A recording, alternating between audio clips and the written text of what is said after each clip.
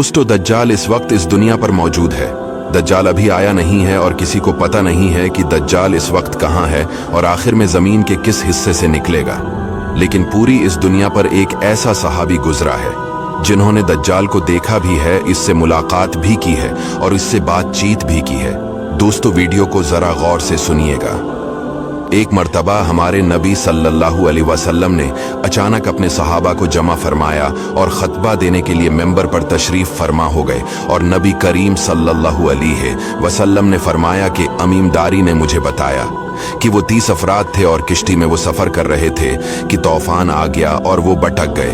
तकरीबन महीना भर वो समंदर में घूमते रहे और एक दिन सूरज गुरूब होने के वक्त एक नामालूम ईलैंड पर वो पहुंचे। उन्हें वहां सयाह रंग की मखलूक नजर आई जिसके जिस्म पर बाल बहुत ज्यादा थे।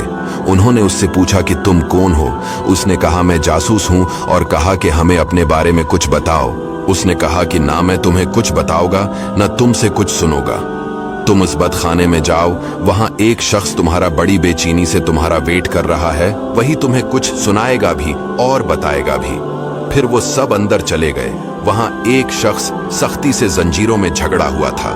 उसने पूछा कि तुम लोग कौन हो और कहां से आए हो? उन्होंने बताया, शाम से आए हैं। उसने पूछा, अरब का क्या हाल है? और एक शख्स वहां पैदा होना था, उसका क्या हाल है? यानी हमारे नबी अलैहिस्सलाम के बारे में पूछा। सहाबा ने बताया कि वो अच्छे हाल में है।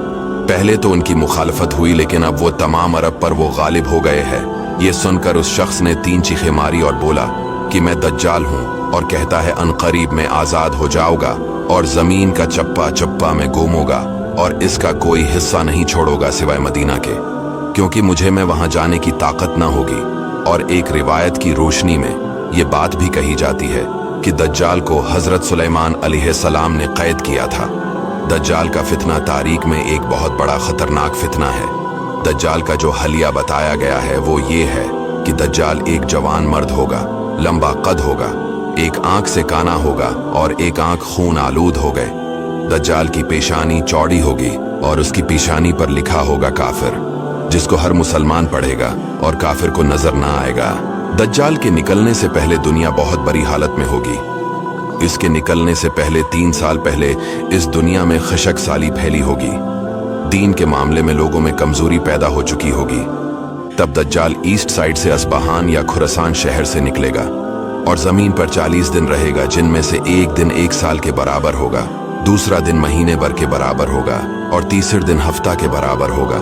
इस मद्दत में दज्जाल अपने गड्ढे पर सवार होकर सारी दुनिया का चक्कर लगाएगा। दज्जाल के इन फितनों की वजह से अहले ईमान सख्त परेशान और तंगी के आलम में भागकर दुखान नामी पहाड़ में पनाह लिए हुए होंगे। लेकिन दज्जाल उनका पीछा करके पहाड़ का गैरा करेगा। तब अल्लाह पाक हजरत ईसा अलैहिस्सलाम को नाजिल फरमाएगा। जब हजरत ईसा अलैहिस्सलाम इस दुनिया में आ जाएंगे तो उनको देखते ही दज्जाल ऐसे मेल्ट होगा जैसे पानी में नमक मेल्ट होता है। आप अलैहिस्सलाम दज्जाल को मकाम लित पर कत्ल करेंगे और उसके फॉलोअर्स में से किसी को भी जिंदा नहीं छोड़ेगा। ये फितना बहुत शदीद होगा। नबी पाक अलैहिस्सलाम ने फरमाया कि जो सूरह कहफ की पहली 10 आयतें याद करेगा दज्जाल के फितने से महफूज रहेगा।